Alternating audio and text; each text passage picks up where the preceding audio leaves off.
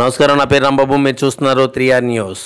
ఎన్టీఆర్ జిల్లా కొండపల్లి పురపాలక సంఘ పరిధిలో ఎన్డీఏ ఉమ్మడి తెలుగుదేశం పార్టీ ఎమ్మెల్యే అభ్యర్థి వసంత వెంకట కృష్ణప్రసాద్ ఎన్నికల ప్రచారాన్ని నిర్వహించారు.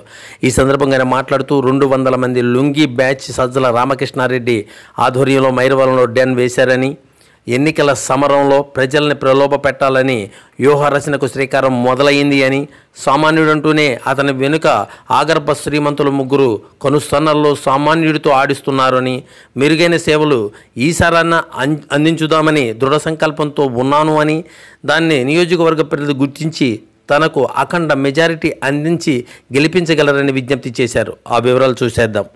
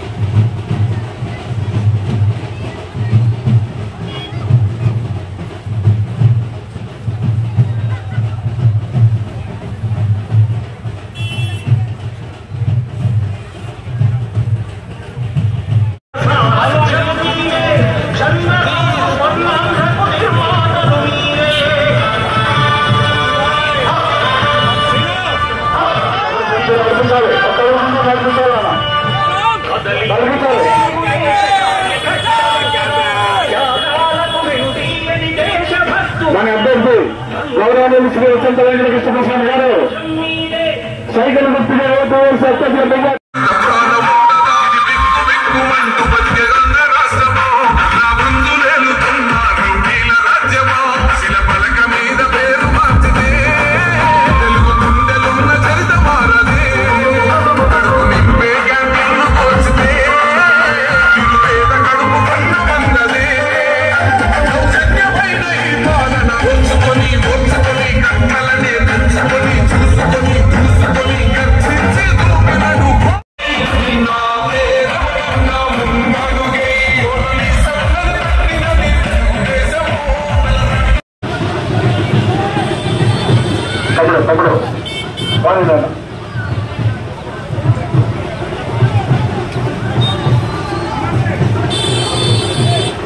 చెప్పాలి.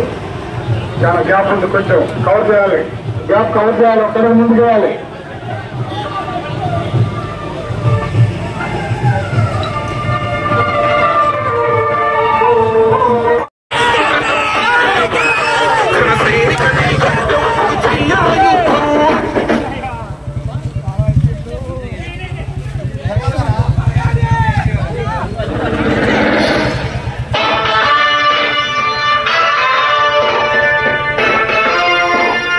విజయోత్సవ ర్యాలీని తలపిస్తుంది, ఎట్లా అనుకుంటున్నారు? అసలు పత్రికా సోదరులకు నమస్కారం.